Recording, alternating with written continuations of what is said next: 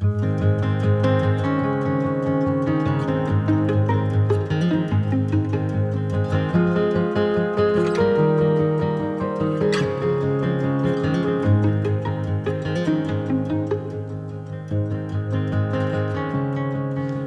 village of Trefl is best known for its limestone quarries, and during the Industrial Revolution, limestone was an essential product in the making of iron.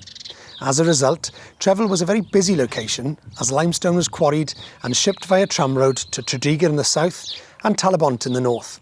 In fact, the Brno tramroad ran right past the front door.